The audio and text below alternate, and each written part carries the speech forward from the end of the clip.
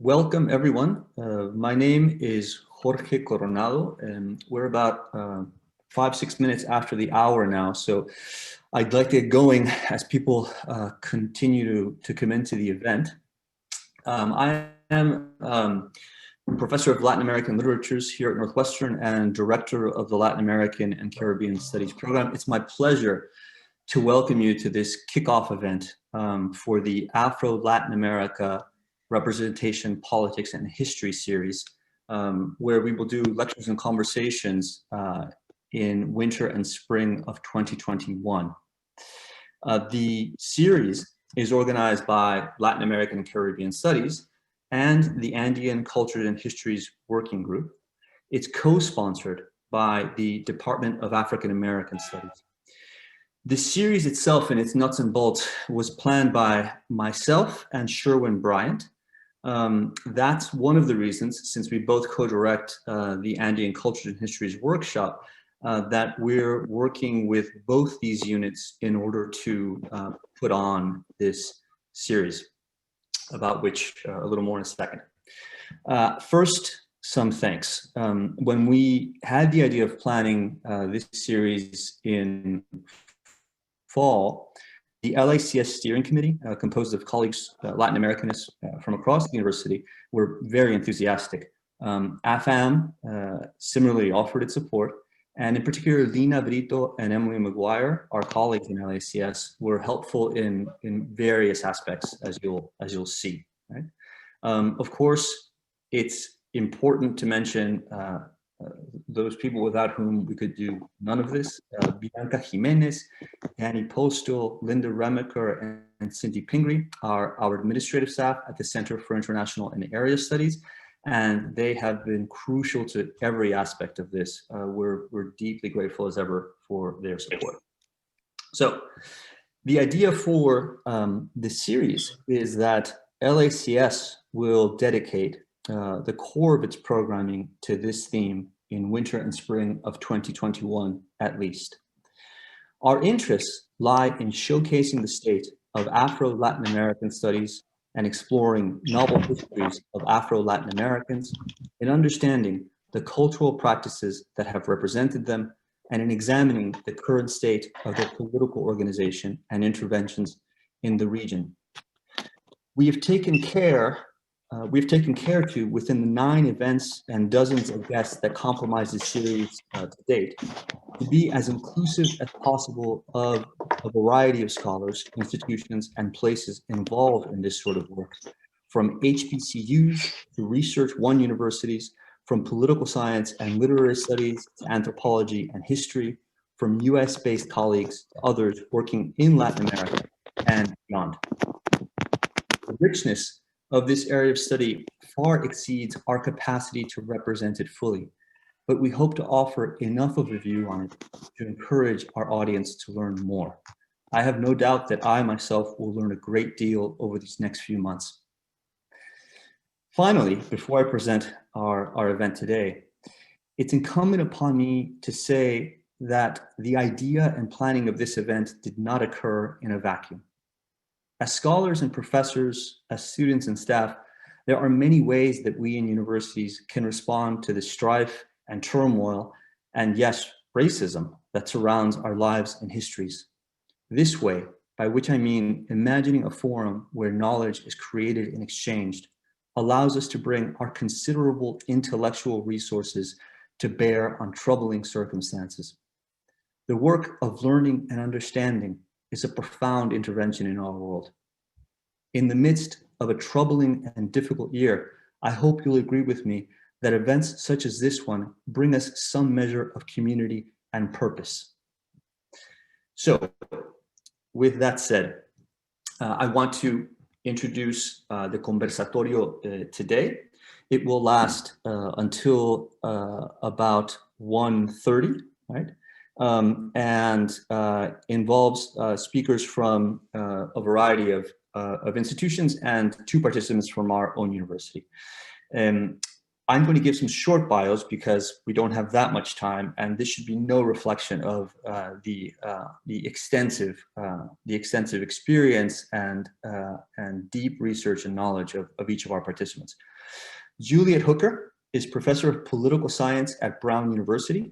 She is a political theorist specializing in racial justice, multiculturalism, Latin American political thought, Black political thought, and Afro-descendant and indigenous politics in Latin America. She is the author of Race and the Politics of Solidarity and Theorizing in the Americas, Douglas, Sarmiento, Du Bois, and Vasconcelos. Erica L. Williams is associate professor and department chair of the Sociology and Anthropology department at Spelman College. She has a Ph.D. and MA in Anthropology from Stanford University. She is the author of Sex Tourism in Bahia, Ambiguous Entanglements, and co-editor of The Second Generation of African American Pioneers in Anthropology. Roberto Surbano is an independent scholar and activist. He is a former chief editor at Casa de las Americas in Havana and the founder of Afro-Descendants in Cuba, an anti-racist organization that he launched in collaboration with the Afro-descendant leaders from Latin America and the Caribbean. His most recent book is Racismo versus Socialismo en Cuba, un conflicto fuera de lugar. Our moderator, and as I said, my co-director of Andean Cultures and Histories, our co-director of Andean Cultures and Histories, as well as the co-planner for this series, Sherwin Bryant is Associate Professor of African American Studies and Histories at Northwestern.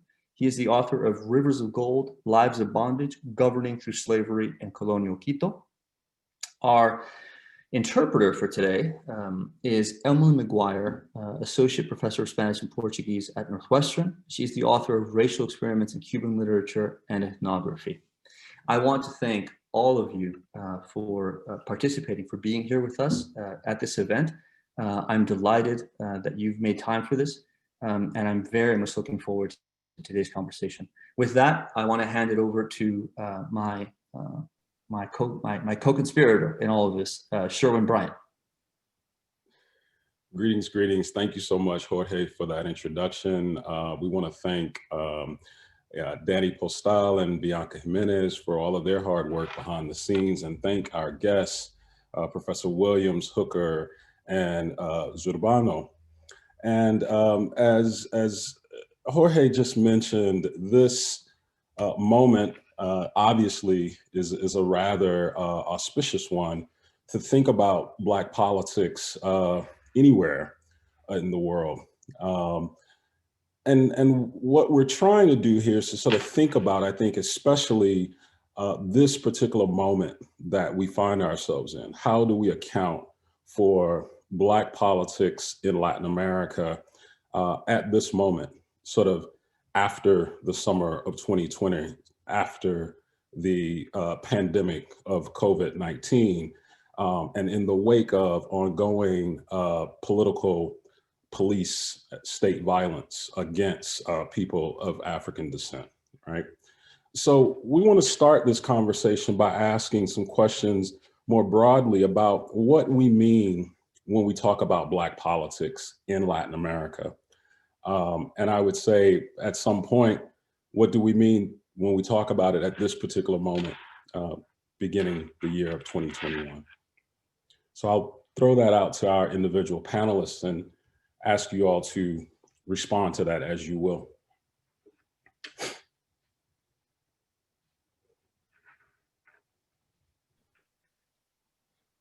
So I can start, if that's all right. So in thinking about this question that you posed, I was thinking about it historically. And I think if we, one of the things that's important is to think about the fact that when we talk about Black politics in Latin America, we're talking about a range of different kinds of activities and types of mobilization, but we're also talking about a long-standing tradition, right? This isn't something that just happened recently, but that goes back as far back as in the history of the region as many of its current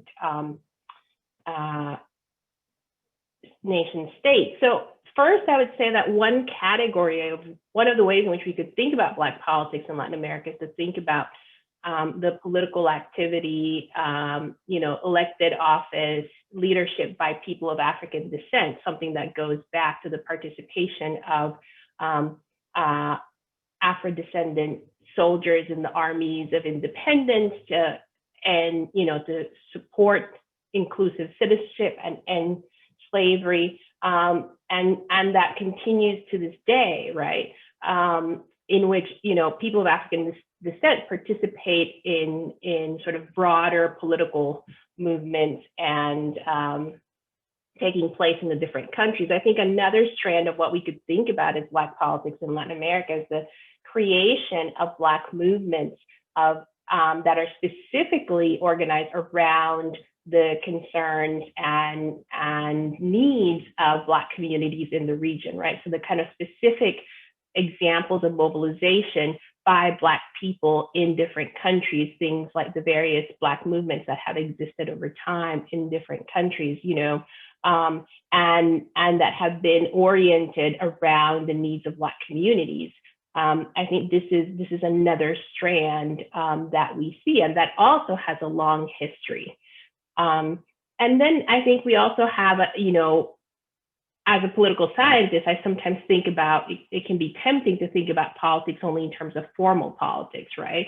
But there's also other ways of thinking about politics more broadly, and we can think about the exercise of political agency by Black people as another way in which we could think about a much broader category of what might be Black politics. And these things aren't separate, right? They intersect. So, for example, folks coming from the Black movement might go and become involved in formal politics and hold elected office, and there can be this kind of confluence, if you will. So a figure that comes to mind in the current moment is, for example, somebody like Epsie Campbell-Barr, who's the vice president of Costa Rica at the moment, who comes out of the Black women's movement and these networks of Black women involved in politics in Costa Rica that has actually a pretty long history. So I'm going to leave it at that and let others chime in. Yeah, I could pick up on that. So I think in Brazil, one of the kind of watershed moments in the last few years was, of course, the assassination of Marielle Franco, which took place March 14, 2018. Since then, there's been a lot more Black women all over the country who have run for different elected offices, from, mayor to council person positions. The area that I know most closely and that I've been most involved with is Salvador Bahia in the Northeast. And 1 year after the assassination of Marielle Franco, a group of Black women activists came together and founded Forum Marielles, which is kind of a collective bringing together Black women's organizations to try to mobilize and think about having more Black women run for office in Salvador, because, given the fact that Salvador is a majority Black city, the representation in terms of, the political representation just is not there. So even in this last election cycle in November 2020, there were more Black women running for mayor, for council person. There was even a mandato colectivo, or collective mandate of 3 Black women who actually won a seat on the council as vereadoras. And these women, they're Black women activists. They're part of PSOL, which is the Partido Socialismo y Liberdade, or the Party of Socialism and Liberty. And they represent, they come from various activist experiences with housing rights, with youth movements. They represent both the evangelical and candomblé faith communities. So that's a very kind of inspiring thing that I've seen taking place in more recent years, is Black women coming together and forming collective mandates to take a seat on different entities. There's also, I think it's really important to, and I'm going to reference, other scholars like Keisha Perry, who's written a lot of great work on Black women in neighborhood activism, that's really foundational because it's an area that links, that integrates all different kinds of rights and all different kinds of needs, right? And so that's been really important. Also, Kristen Smith's work on campaigns around police brutality and police violence in Brazil. Reaja ou Será Morto is an activist organization that she's worked with a lot. Paren de nos matar is stop killing us, right? So before before Black Lives Matter, kind of emerged here in the United States, the discussions around Paren de nos matar and police violence in Brazil was taking place already. So I would just stop there. But basically, this is all kind of boiling down to what's been called the sementes de Marielle, or the seeds of Marielle, that kind of her assassination that's still unsolved. Really, no one has really kind of taken a fall for that, but that it has inspired a rise in political mobilization in Brazil of Black women.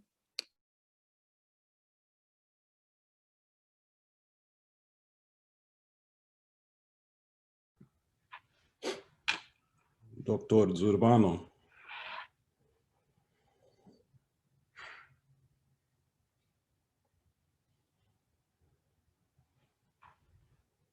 I don't think we...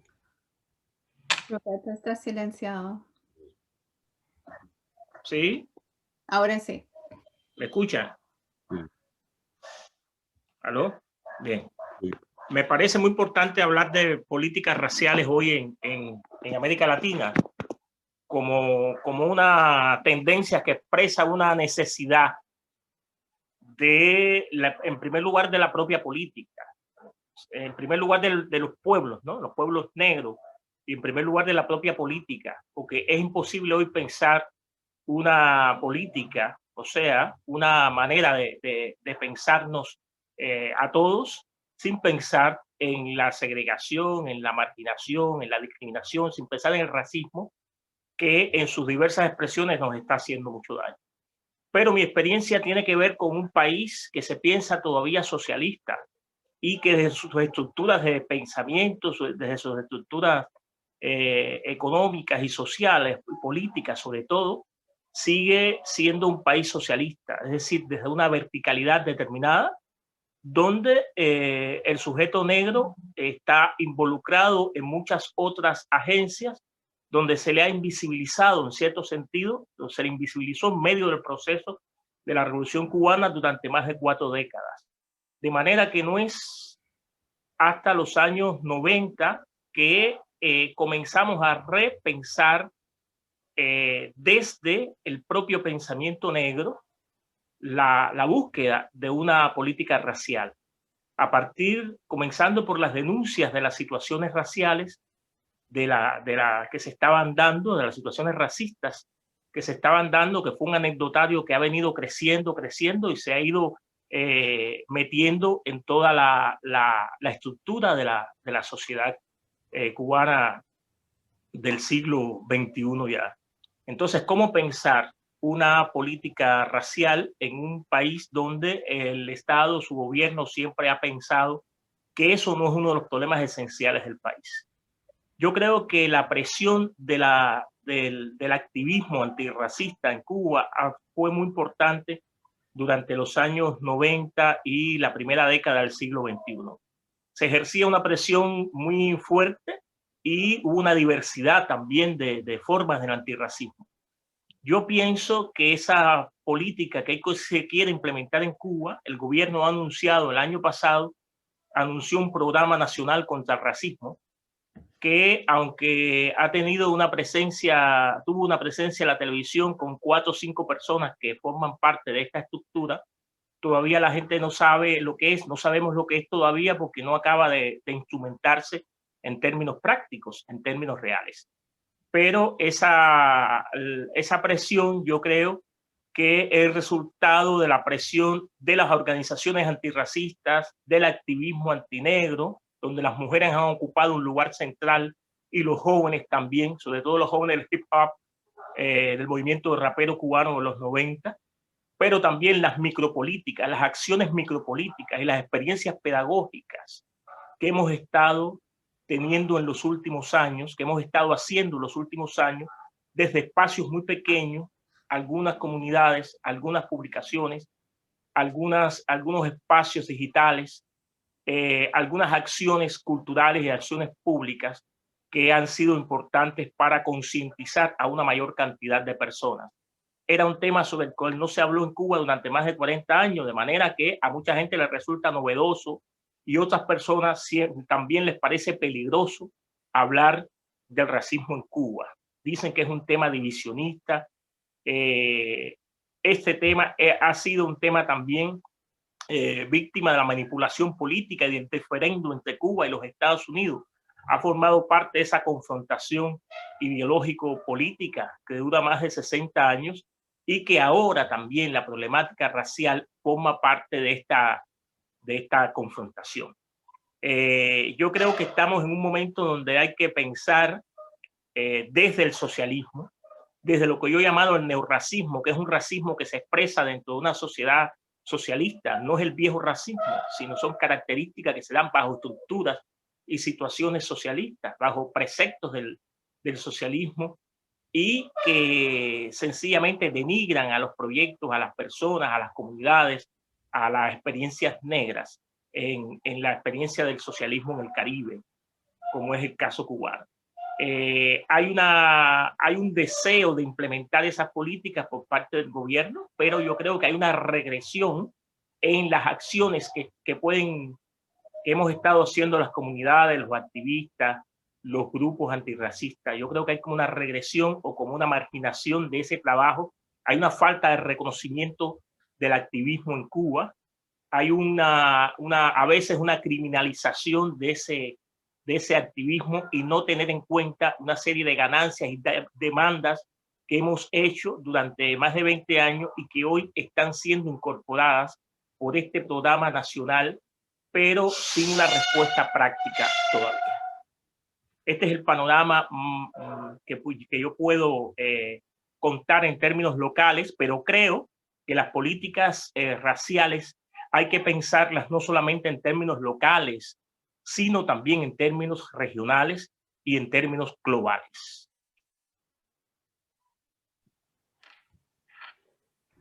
So I'm going to try to sum up what Roberto has just said. I think for future, as we go forward, for those of you who don't understand Spanish, I'm going to write this in the chat so that we can follow along, because I'm not able to sum up such a long speech.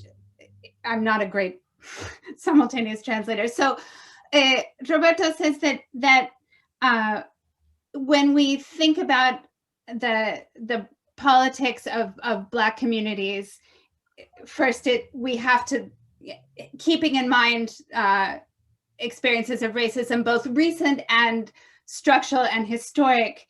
In the case of Cuba, we're talking about a socialist country that continues to be a socialist country.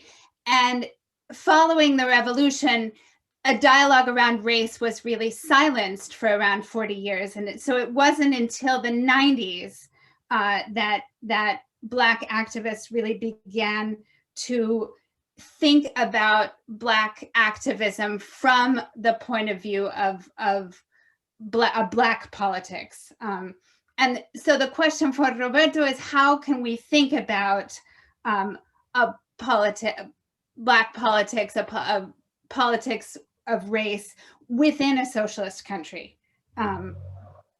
In the past couple of decades, the government has begun to have a more public dialogue around this, but this is something that the broader public still isn't necessarily well informed about. There's a lot of activism that happens in Cuba on a small scale, on a grassroots scale, among Black intellectuals and activists that isn't recognized on a broader scale. So we also have to keep in mind the relationship between the United States and Cuba, and that this confrontation is part of this political dialogue and has sometimes created stressors and tensions around racial issues as well as around other broader issues. Roberto thinks we're really in a moment of where we are able to think of in Cuba, to think about have a more open dialogue around problems of race and racism, to really talk about the Black experience in Cuba. And there is a real desire especially among the younger generations, to really implement a Black politics, to think more publicly. He closed by saying that we have to think not only in national terms, thinking about race in Cuba, but also in regional terms about how these dialogues and dynamics are coming together.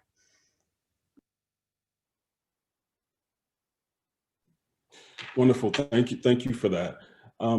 So I think in some ways, one of the follow-up questions that I had for this sort of prepared was, how specific is this to Latin America? And I think that all of your responses to the first question have already sort of located or specified Black politics in particular traditions and particular socio-political context, right?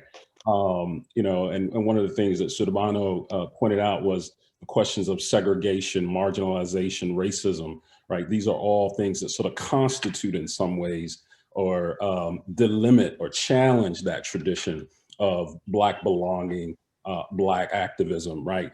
Situating Black politics in what he called pueblos negros, right? And so there's a way in which I see all of you having done that, and especially also with a particular reference to sort of the question of Black feminisms in Latin America, particularly in the comments of Professors Hooker and Williams. Is it useful to compare Black politics in Latin America to the United States? I'm clearly hearing some contextualization that Professor Zurbano has given us in terms of the sort of tensions between the US and Cuba, but is it useful to talk about that? How, or another way of putting it is, how might Black politics in Latin America be seen as a sort of counterweight or a more expansive vision of Black politics in the Americas, if you will?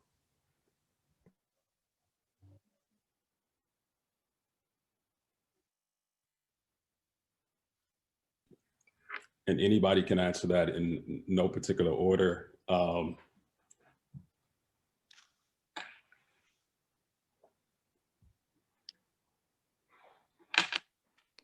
Okay, I'll try to jump in. I'm still kind of thinking and processing, but so how specific is this to Latin America? Is it useful to compare Black politics in Latin America to the US? My first thought is not necessarily about whether it's useful or not, but it's kind of like, especially if we are situated in the US, it almost like comes by nature. It comes naturally, right? Because we're situated here. We've, some of us, at least 2 out of 3 of us have grown up here, and then we're studying these other places. So I think it's only natural to kind of have that lens, especially, as we're living through, it's like you have a foot in both worlds, you're living through what's happening politically here, and then you're seeing it in the place, what's happening politically in the place that you're studying as well. So that's one answer. I think there are limits to comparison. Of course, I think that the importance of comparison is also that we have to, as an ethnographer, I'm, always interested in kind of emphasizing the particularities and the uniqueness, right? Not always, everything does not have to always be, compared to how it is in the United States. But I think there's a way that you can do both and, right? To kind of do those things at the same time. And that's why I like, especially what Professor Zurbano said at the end about, having these different levels of analysis, regional, national, and global.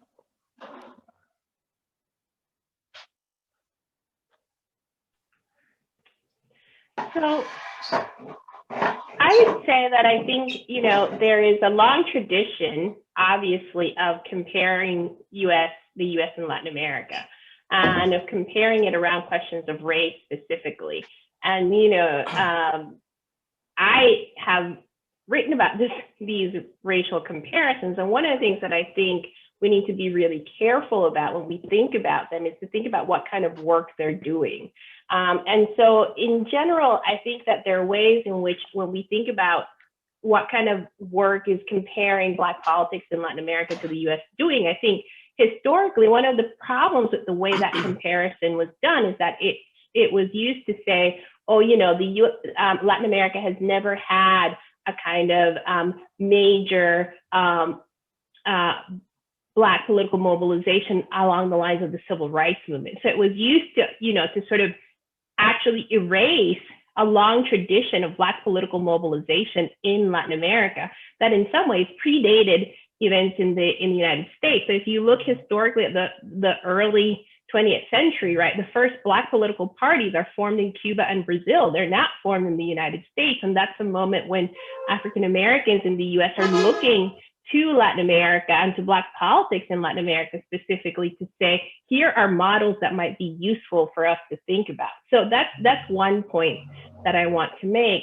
The other point in terms of the contemporary moment, I think, is to say, I think we're seeing actually quite a few similarities in the context in terms of resistance to movements for racial justice and to Black, what is seen as the achievement of certain forms of Black power by in both the U.S. and Latin America. I think, in a recent edited volume where we examined, that I was involved in, where we examined, anti-racist organizing in countries across the hemisphere, one of the themes that emerged was this idea that there had been gains that were made during the height of the movement, the implementation of multicultural and Black rights, but that had been followed by backlash and by movement backwards, and that it was always taking place in the context of ongoing state violence, right? So Brazil is a really good example because it was a country where you had things like affirmative action, you had certain kinds of policies implemented. At the same time, that police violence against Black people was enormous, right? So I think this current context of racist backlash, of pushing back against the gains that Black movements have been able to make, is one that actually the US and Latin America have in common right now.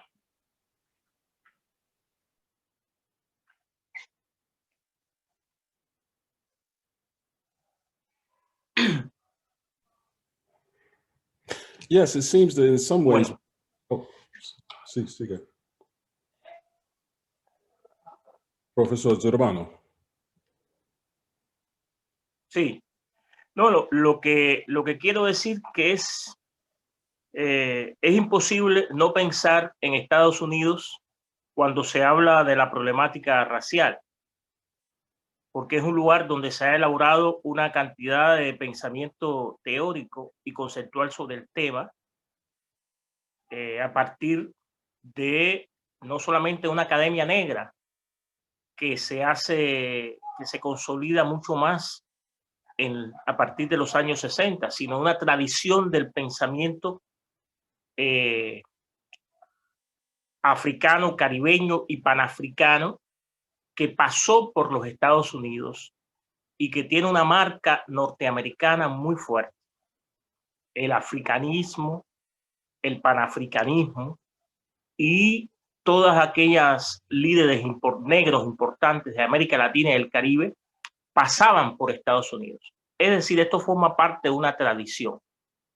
Lo que pasa es que en cierto sentido, también, como decía Juliet, eso desconoce una tradición propia de nuestros pueblos, una tradición propia de nuestros países, en tanto la mayoría de estos académicos negros a veces no leen en español, ni en francés, ni en holandés, ni en portugués, y no hay hay una asimetría en la circulación de del conocimiento de nuestras tradiciones negras respectivas. Pero yo creo que hay muchos modelos que no son solo el modelo estadounidense. Existe el modelo colombiano hace muchos años, existe el modelo brasileño hace muchos años, existe el modelo de Uruguay. Yo creo que también en Puerto Rico hay una manera de pensar el racismo y el antirracismo. Y hay muchos modelos de entender. ¿Qué pasa? Todos estos modelos han fracasado en nuestras sociedades. Desde el propio modelo norteamericano, que ha sido un modelo donde la segregación ha creado la ilusión de que han construido una sociedad negra aparte, hasta el propio modelo que ha fracasado en Cuba para entender que los negros están realmente integrados a una sociedad y no pensados solo como subalternos y solo como herederos de una historia donde han sido segundos. Aquí no hemos sido segundos de nadie en este sentido. Yo creo que hay una emergencia ante esta política racial que hay que implementar. Y esa emergencia pasa por activar mucho más las redes de los movimientos negros, de los académicos negros, de los políticos negros, de los estudiosos negros, de los artistas, pensadores e intelectuales negros. Hay que activar esas redes. Yo creo que hay que pensar más en los términos de las leyes de nuestros países respectivos, de las constituciones nuestras, ejercer mucha más presión sobre el espacio de las constituciones. Y también yo creo que hay que presionar mucho más a los gobiernos, pero también a las organizaciones internacionales que se ocupan de estos temas. El decenio negro, el decenio afrodescendiente en las Américas, yo creo que forma parte de un enriquecimiento de un grupo de organizaciones y por otra parte forma parte también de este fracaso, de esta regresión de nuestros movimientos negros, de esta exacerbación de los racismos en nuestra región.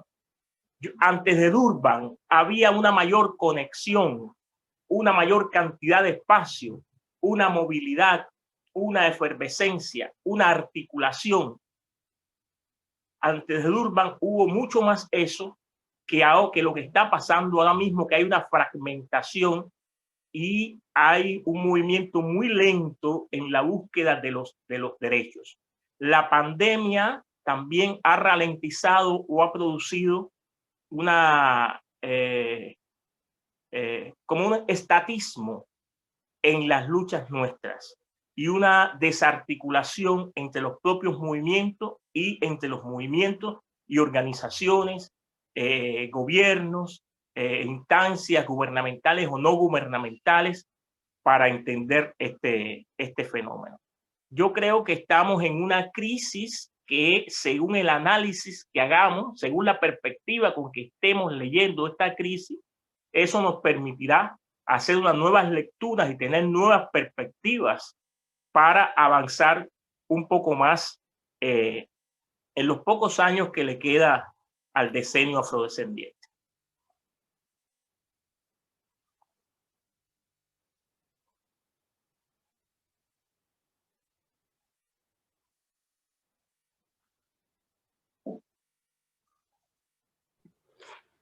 I'm just pausing for a moment to let folks catch up with the translation in the chat. But one of the things that I think is particularly powerful in terms of that sort of grabbed me in Professor Zurbano's comment is the sort of not only does he call out the multiple models of Black politics and the multiple sort of organizations and even the sort of fragmentation of those, and calling out the need for us to further, I want to say, leverage Black networks across the Americas, particularly within the academy as well. But also the notion of fracaso, right? That there's a kind of ongoing backlash. Crushing might be too strong of a term in terms of my translation of that, but there's something about the kind of regression that he's asking us to take notice of, right? Particularly in spaces and times where there's an argument of progress and there's an illusion or desire to imagine progress, right? So I think that is particularly powerful for us to consider in terms of thinking through the sort of conditions or the areas of the conflict that is embedded in politics when we talk about politics, right? So in some ways, we've already been talking about, you know, political parties, trends in terms of Black politics. Can we speak of formal political parties?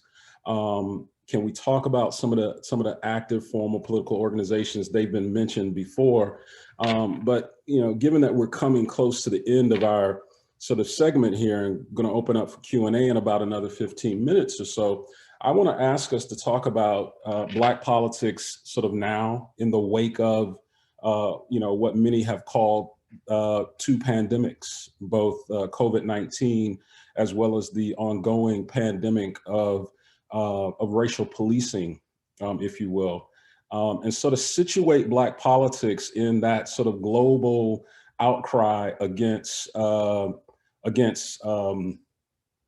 legacies. And when I say legacies, I mean the sort of sustained practices related to coloniality, racial slavery, et cetera, right? Can we talk about what's happening in terms of these kind of Black political realities, if you will, right now?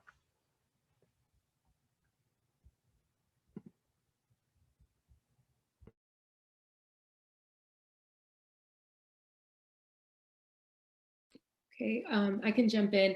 So I was thinking about how in the last few months, I've seen more events like this, like virtual lives that Black feminists in Salvador have been putting on to talk about the electoral races that many Black feminists have been were running in November, the lead up to the November elections.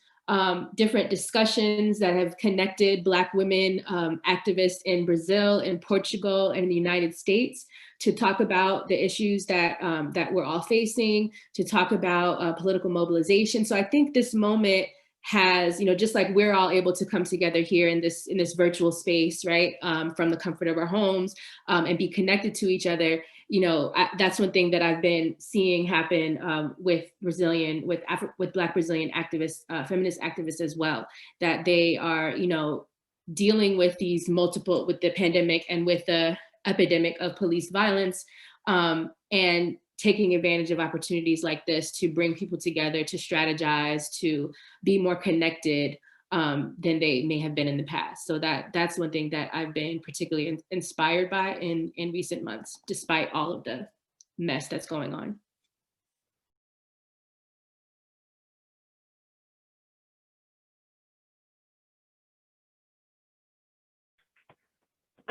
So I'm glad that Erica found something positive to say, because my thoughts are actually sort of on the depressing side, because, the things that I'm particularly worried about at this moment are, particularly given, coming from Central America and thinking about the situation there, is what's going to happen when we think about the sort of global inequalities in things like distribution of a vaccine, the ability of governments to respond to the pandemic, right? So that as we know, the most marginalized continue to be the ones who bear the brunt of health and ongoing racial disparities. And so I'm very concerned about what happens to countries where you already have racial disparities and regional disparities, and how that's going to affect who can emerge from something like the pandemic and at what time. And I'm also worried about the possibility that the pandemic will offer a possibility for states to sort of to say, well, we have this crisis, we don't have time to think about questions of racial justice, right? And we have to worry about other things, or use it as an excuse to engage in kind of even more authoritarian politics, which is something that we're seeing, kind of play out and play out in the U.S. certainly right now. But also, I think there is a real question about what the space is for Black politics right now. But I do agree that activists are always creative, and they have found ways, I think, to take advantage of the the kind of virtual opportunities that this moment has opened up. But I think in terms of thinking about what's happening at the level of the state, I would say that I'm really concerned that instead of people turning to thinking this means we have to grapple even more directly with questions of structural inequality and racial disparities, that instead it will be used as that won't happen, and those will be ignored even more than they have been.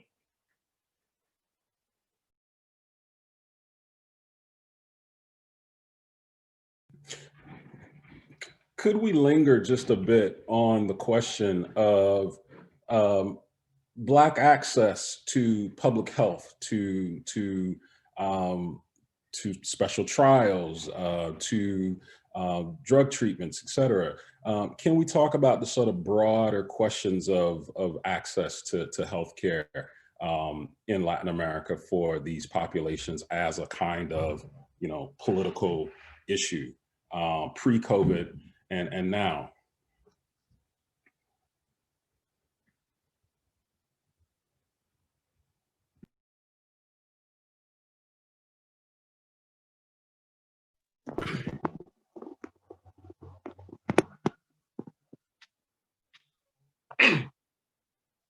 Bueno,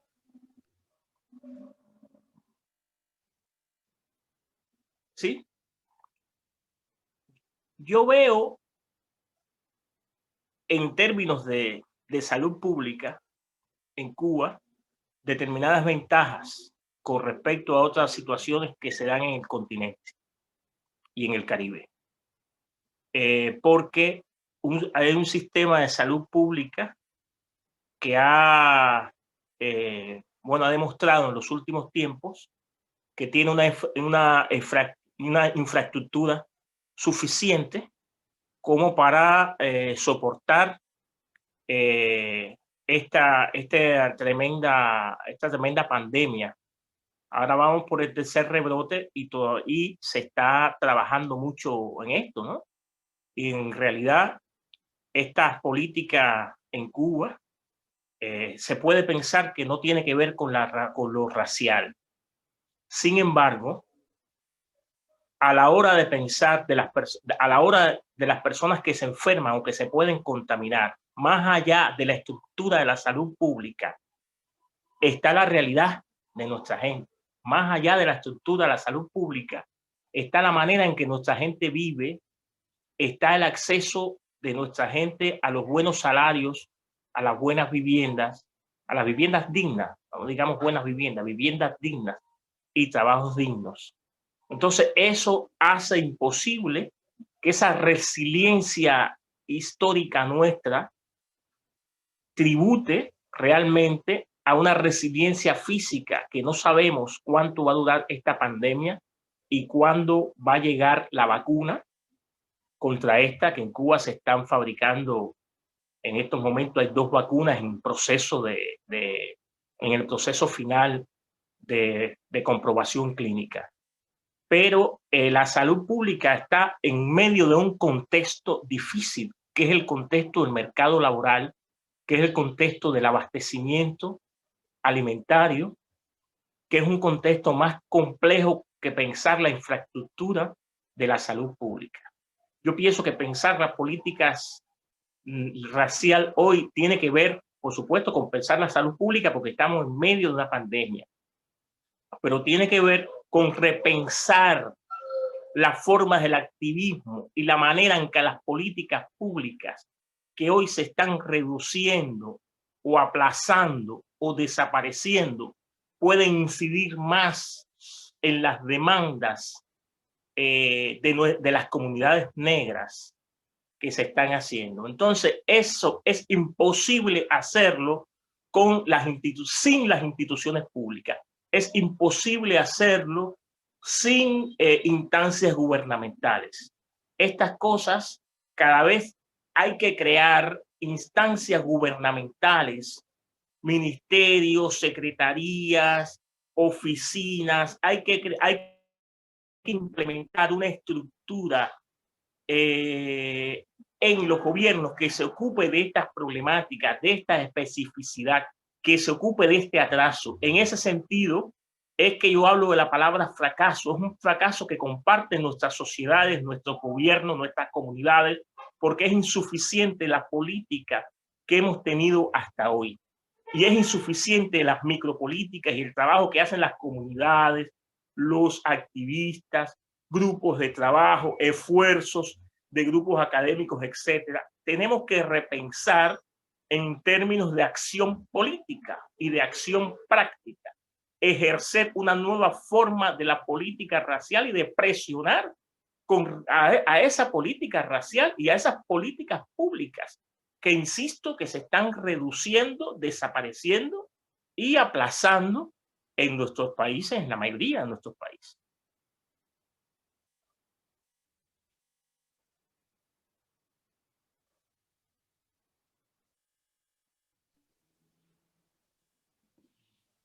So I can just add that in Brazil, some of the articles that I've been reading since the pandemic began have been about Black women domestic workers who had been infected with COVID from their employers coming back from Italy or coming, from European vacations.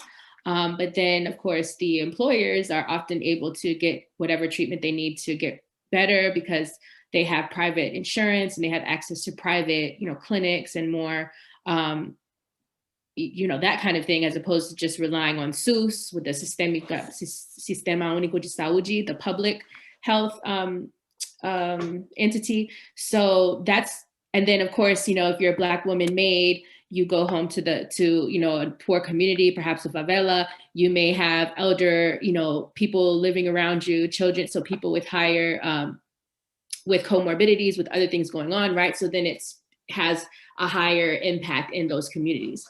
With the vaccine, I'm still not sure at this point, how that's going to play out, right? If poor people will have access through SUS, or if it will be kind of segregated.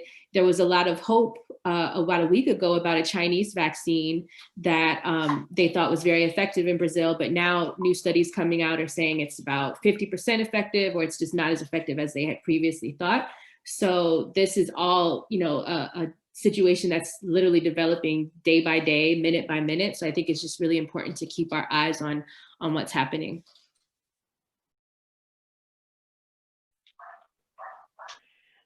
If I could just add really briefly, I think that the problems are very similar in some ways to what is driving the fact in the United States that people of color are getting sick and dying at higher rates. I think we have similar problems of the same sort in Latin America, where if you look at the statistics on access to basic services, including things like clean water, sewage, all of the basic things you need for public health, Black and indigenous people rank lowest in access to those services in all countries in the region, right? So we have a system in which people have access, already reduced access to some of the basic things that they need, as well as, because of as Roberto was pointing out, questions of employment and questions of access to, housing, a situation in which they're living in situations, particularly in urban areas, where you're more likely to have conditions that are conducive to spread. And then I think added to that is the question that the issue that Erica was pointing to, which is whether you have public health policies that are specifically trying to address these racial gaps, or whether you have some sort of, policy that doesn't actually look at what are the different kinds of disparities and takes questions of equity and justice into account when designing questions of who gets access to the vaccine, is our vaccines, who gets access to treatment, is this determined by your ability to pay, or what is the role of the state in trying to reach the most vulnerable communities? Can I just add one more thing I forgot to mention, and Juliet's comments reminded me of it. There's also, I wanted to shout out a recent book by Kia Caldwell, Health Equity in Brazil, Intersections of Gender, Race, and Policy. And in that book, she talks a lot about how Black women in Brazil have been at the forefront of trying to, make changes and deal with issues of health equity. But one of the biggest challenges, and a few weeks ago, I was on a panel with folks in Brazil on COVID and the pandemic and how it's impacting Black populations, both in Brazil and the US. And one of the biggest differences, if we're talking about comparison, is that Brazil is still, they still have a hard time collecting racial data, right? Even on simple things, like it's been a long movement to get them to, collect racial data when it comes to health disparities. And some places are doing it and some places still don't. So even the fact that in the United States, we're able to say how many Black people, or how we're able to document with numbers how Black people are disproportionately affected by COVID. A lot of times in Brazil, they're not, because those numbers aren't being captured. So that's an important distinction to make, I think, as well. To be sure, to that last point, this sort of forces us to think in a more global way, or in a larger way, in terms of thinking about this question of access and how do we actually know how many Afro-descendants live in a given region, what their particular health is, what their access to healthcare is. When scholars and researchers come from outside of the country, are they being told these kind of older narratives about a sort of lack of Black populations? This certainly couldn't be the case in Brazil, but arguably in the Andes and perhaps in other parts of, say, Central America. These kinds of denials seem to sort of truncate the ability for researchers to, say, include Afro-descendant populations in specialized studies of, say, breast cancer, or even for something like a pandemic like COVID-19. So with that, we're going to open this up for questions. I think probably the best way to do that is to use the raise hand feature, or place the questions in the chat, and I will try to kind of direct traffic a bit here. So if you would like to unmute yourself and ask a question, or place a question in the chat, please do. We have about 25 minutes here.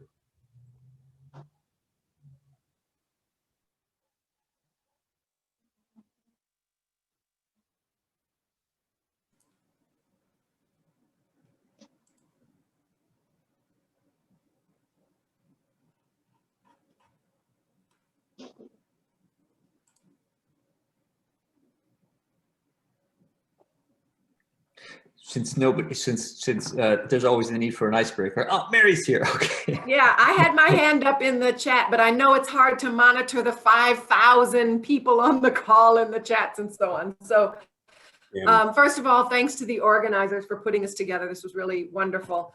Thanks to the panelists for some really insightful comments. My question is, Latin America is extremely diverse. So really, I would invite you to be as specific as possible with the answer to this question, because what I'm interested in is, as Black social movements and Black politics has grown over the centuries, I'm interested in the diversity of Black politics on the ground.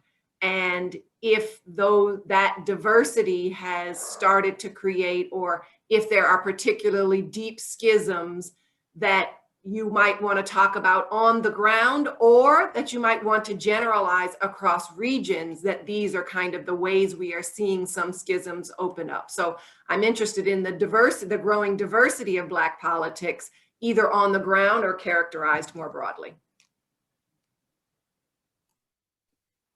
I can take a stab at that. Thank you, Mary, for that question. So in July, the last time I was in Brazil was the July before the pandemic.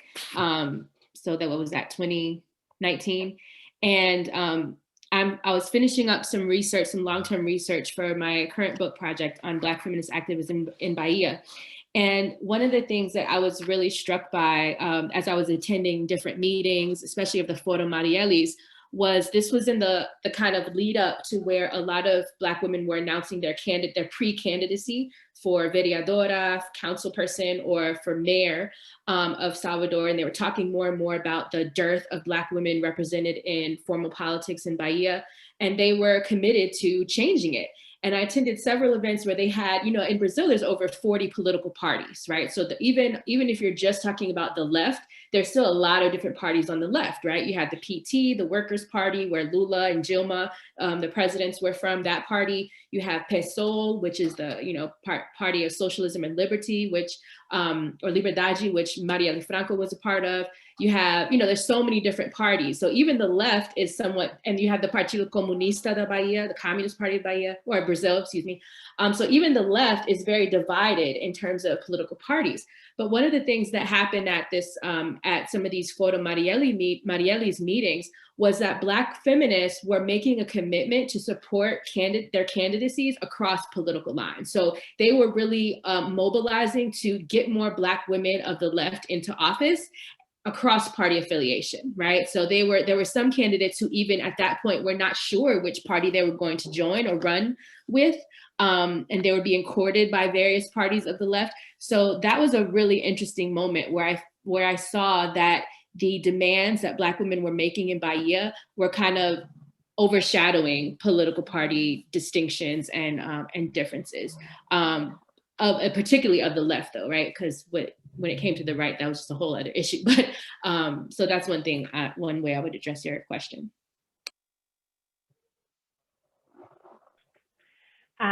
So I would just quickly add, Mary, a suggestion for an article by Agustin Laumontes, who's actually in the chat, where he examines different currents of, you know, what he sees as Black activism, and he makes distinctions between what he calls the Afro-derecha and Afro-izquierda. So ideological distinctions between different strands of Black activism.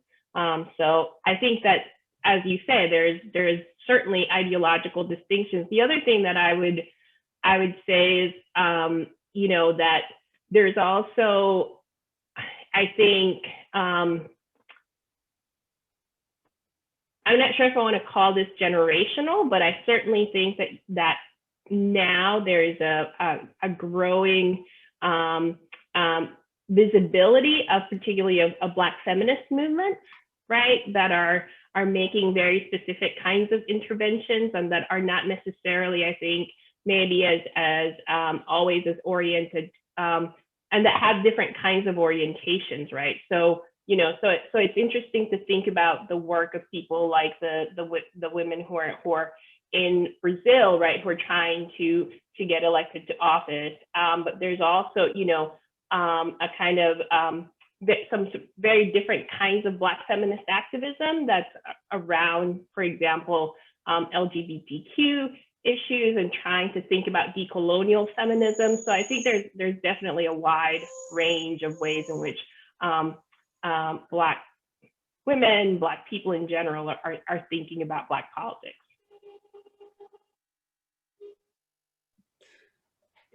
Jorge, did you have a question next? I was going to be the icebreaker, but since Mary jumped in, I'm very happy to hear others and their questions. Of course, I have many questions, but I'm the host. There are a couple questions in the chat. I'll just sort of read them aloud, and then our panelists can respond as they will. Our colleague James Mahoney is asking, I'm wondering if anyone could comment more on any possibilities for coalitions that unite Afro-descendant people and indigenous people. Where is this happening? Does it work in practice? Are there possibilities for the future? And then Hamal Julian is asking, what role do large urban regions in America, like Miami, play in extending and elevating the Black activist networks of Latin America and the Caribbean? So I'll just throw those two out for your consideration.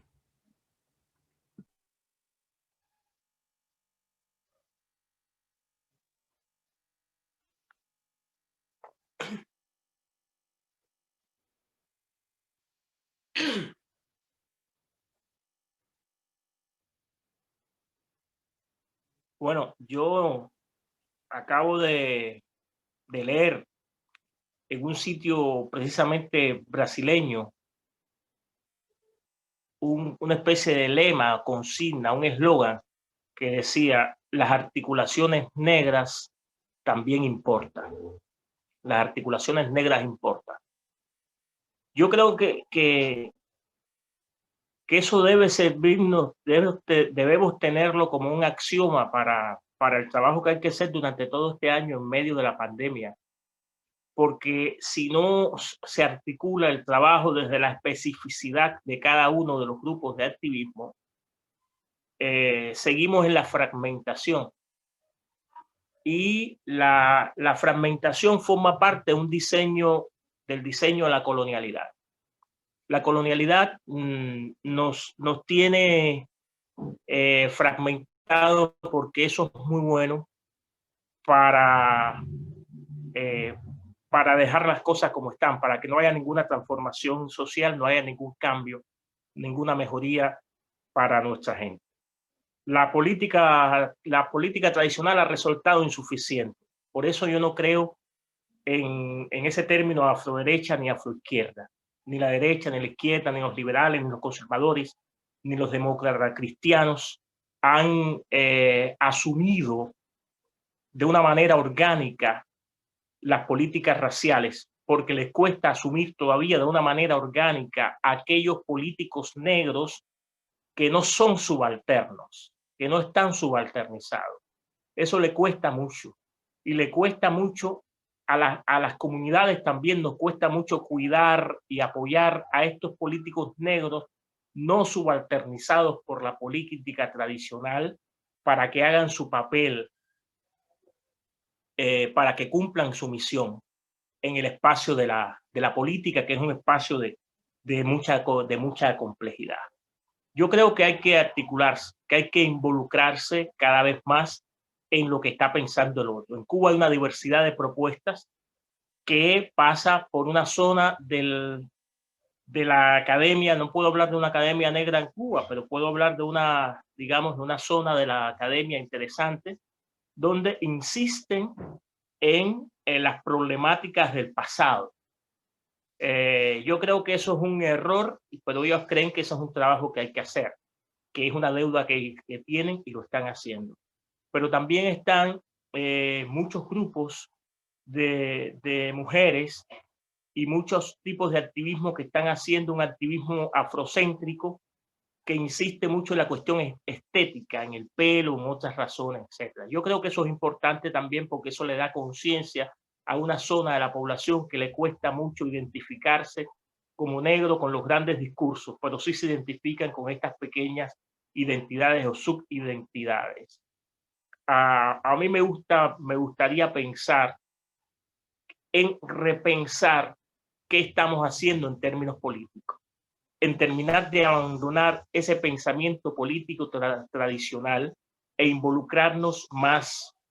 En el caso de la academia, yo creo que hay que acercar más nuestras investigaciones, nuestras miradas y nuestras metodologías a aquellas comunidades y a aquella gente nuestra y convertir el conocimiento en una herramienta más orgánica con la necesidad que tiene determinada gente y aprender de las prácticas. Esto es un momento donde se ha elaborado, lo digo no porque yo sea un antiacadémico, sino porque he visto que se ha elaborado una gran cantidad de conocimiento en la academia que no está produciendo una sinergia hacia el campo social y que no está siendo aprovechado por otros sectores que puede ser la economía, la tecnología, la publicidad, pero sobre todo pensando en las zonas de la economía, la tecnología, las investigaciones sociales, las investigaciones médicas, etcétera, que hemos estado haciendo ahí en este sentido y qué especificidad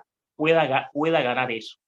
Yo creo que hay que repensar todas estas cosas porque esto es un momento de sobrevivencia y hay que ver si realmente el conocimiento sirve para vivir o solo estamos viviendo del conocimiento que hemos acumulado.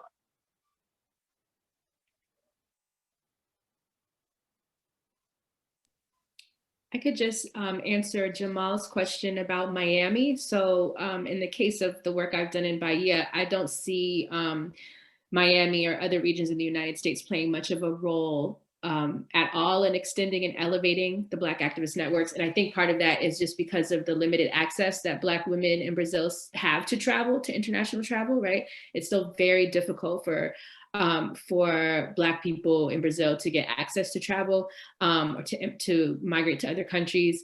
And even if you see the Ciencias Sin Fronteras program that Brazil had a few years ago that would allow Brazilian students to study abroad at United States universities, most of those students were white. And even at Spelman College, we had Brazilian students with that program who were white Brazilian students. So I think that, to the extent that Black women activists are able to travel, it's, more short-term kind of visits with nonprofit or, UN or different kinds of entities related to their activism, but not much else.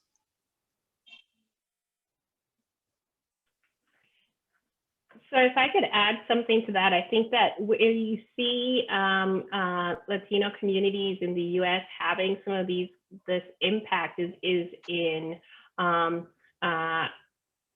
places where you have a long-standing history of migration and of transnational connections. And the work of Pablo Lopez Oro, for example, he looks at how Garifuna communities in New York City have maintained connections to Garifuna activism and communities on Central America's Caribbean coast and the way in which those have influenced each other.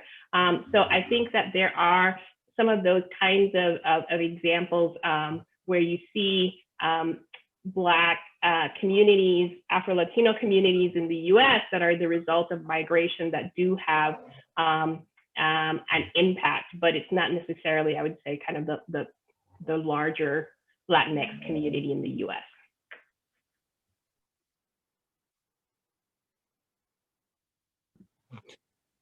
So we've got time for a couple more questions that are already in the chat. There's one by Bryce Henson. I'm just going to direct my panelists to that.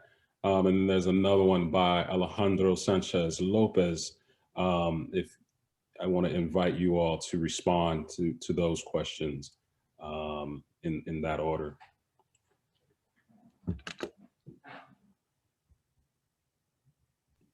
Sherwin, could you read out the questions? Certainly. Can folks speak to how Black activists engage, reappropriate, or push back against Latin American discourses and national articulations of mestizaje, mestizaje? Also, this is the next question. Given the unfolding crisis around Latinidad as an identifier in the US and beyond, as it becomes inarguable that Latinidad, like everything else, still centers whiteness unless and until it explicitly doesn't, do you see any opportunities for Black politics and movements to take up more space and center Blackness and Black liberation within and across movements and identities in all of the Americas? I'm thinking particularly of Steve Biko's political definition of Blackness as expansive within apartheid South Africa, and whether there are lessons to be applied as Latinidad is hopefully discarded as a racial identity. Lots to chew on there, please. Okay, I can jump in. So those are some really great questions. Thank you for that. And it's interesting that Alejandro brought up the name of Steve Biko because in Salvador, there's the Instituto Cultural Steve Biko, which is a Black activist, Black movement organization that was founded in the 90s that runs vestibular educational programs for Black youth. The vestibular is like the SAT, like the college entrance exam. So they've run programs to train Black youth on taking the vestibular, but they also have courses on what they call ciudadanía y cultura negra, or citizenship and Black culture. So they're really very much about politicizing and raising the consciousness of Black youth. And I think when you when you think about the decades of Black movement, you know, the Movimento Negro Unificado emerged in the 70s in Brazil. There was also the Frente Negra from the 1920s. So we have like now decades of Black movement activism in Brazil. And a lot of Black feminist activists also came from the Black movement, or a lot of them started their activism within the Black movement. So I think, building off of all of that, there is definitely, and to connect to the previous question, there is definitely a pushback against these articulations of mestiçagem, right? There's this phrase in Portuguese, assumir-se como negra or negro, right? And I love that word. It's not easily translatable, assumir. It's like, it's not assume, it's like to claim, to, you know, to identify, to take on this identity for yourself, because there's this recognition that in Brazil, you know, many people could choose to identify as Black or not, right? They could claim the mixtures, racial mixtures that they have, and choose to say that they're morena, mulata, sarara, you know, all these different color terms, right? But they make a political choice to asumirse como negro. So I think that would be just kind of my way of trying to address both of those questions.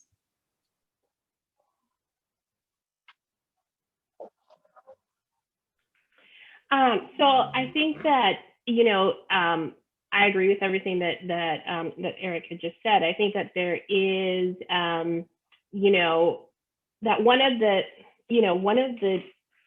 challenges for Black movements in Latin America has always been that it's taking place in the context of national ideologies that either erased Blackness or subsumed it into this mestizo national identity, and therefore made any kind of Black organizing or assumption of Black identity was cast, as Roberto said, as divisive and as problematic, right? So there is a way in which, you know, the context for Black organizing in Latin America has always been the one that, you know, we have now in some ways in the United States, where you have this kind of notion that, well, until, I mean, it's more difficult to sustain at this moment, this idea that we had moved, we're in a colorblind society, right? And so I think that Black movements have always been pushing back against those narratives. And in a way, that struggle continues, is connected to the struggles around Latinidad, as the person who posed the question rightly noted, right? Because in some ways, Latinidad continues those constructions of Latin American national identity and understandings about the racial makeup of Latinidad are transposed and inherited from Latin American political ideas. And so there is a way in which, you know, there's a reason that, you know, Afro-Latinx people and scholars are always struggling for visibility, not only within Latinx communities in the United States, but within Latino studies, right? Because there is a connection between the ways in which we construct these historical constructions of Latin America as either white or mestizo, as quote unquote not racist, are transposed into the field of racial politics in the United States. And we see the problematic effects of that around, right, when these discussions that people are now having around, you know, support, for example, for Trump and Republicans by Latinos in the recent elections, and thinking about, you know, how that's possible. But if we think about the history of Latin American racial thought, it becomes quite possible if we think about that and we think about the ways in which this intersected with various kinds of positionings around questions of you know, particular kinds of ideologies and authoritarianism. El mestizaje es un largo debate que comienza quizás en el siglo XIX. Para nuestra lucha ha hecho mucho daño. En vez de fortalecer nuestra lucha, ha estado, es como una especie de planta parásita. Y hoy se están reeditando muchas formas, nuevos conceptos de entender el mestizaje. El viejo concepto del mestizaje que se esconde de alguna manera para decir que todos somos iguales o lo llegaremos a hacer algún día, y eso desmoviliza bastante la lucha contra el racismo. Y la otra forma de mestizaje que hay que asumir como diversidad y como entidades que se dan al interior de nuestra lucha. Es una lucha al interior de los movimientos negros. Esos debates sobre el colorismo que hay hoy en Colombia, en Costa Rica, en Cuba, que se da, lo he visto sobre todo en núcleos femeninos, pero se está dando y tiene una larga tradición. Recuerdo que en Cuba habían sociedades de negros y sociedades de blancos, de mulatos. Por ejemplo, Buenavista Social Club era una sociedad de negros y Maceo Sport Club muchas veces era una sociedad de mulatos. O sea, personas de una misma familia no podían entrar una a la sociedad de la otra, ¿no? Y esa es una vieja discusión. En Cuba llegó a hablarse durante la República, la primera mitad del siglo XX, llegó a hablarse de la mulatocracia, la aristocracia de los mulatos, ¿no? Y la ventaja social que ellos tenían, ¿no? Hay muchas anécdotas sobre eso en las cuales no voy a insistir. Pero quiero señalar que hace apenas 3 o 4 años la Fundación Fernando Ortiz en Cuba publicó un libro que se llama Elogio de la Mulatez, con una serie de textos de Fernando Ortiz que él no publicó en vida y que algunos son incompletos, inéditos, etc. Y hay toda una celebración de la mulatez, del mestizaje, como la celebración de la cubanidad, como la celebración de un concepto de nación donde todo está bien, o toda esa evolución está pensada sin pensar en las violaciones, sin pensar en la cantidad de sangre que hay allá adentro, ¿no? Entonces, esa es una vieja discusión que yo creo que tiene que convertirse en un debate entre aliados, porque dentro del mestizaje hay varios conceptos. Vamos a pensar en el concepto del colombiano Zapata Olivella, que cumplió 100 años, que acaba de cumplir 100 años. Zapata Olivella entendía el mestizaje según era su familia. Él era hijo de un mulato negro y de una madre que venía del mestizaje indígena.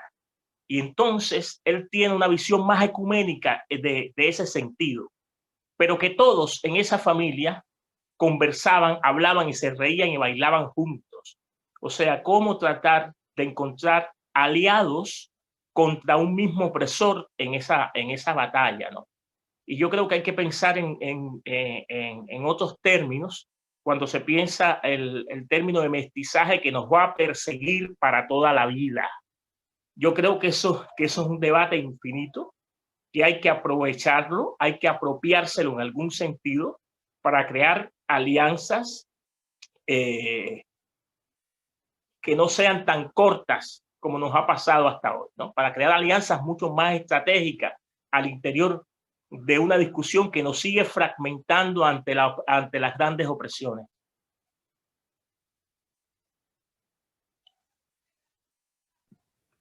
Wow, well, I want to thank our panelists again for just a rich conversation, for just really enlightening here today. Thank everyone for coming. We are, as it would turn out of time.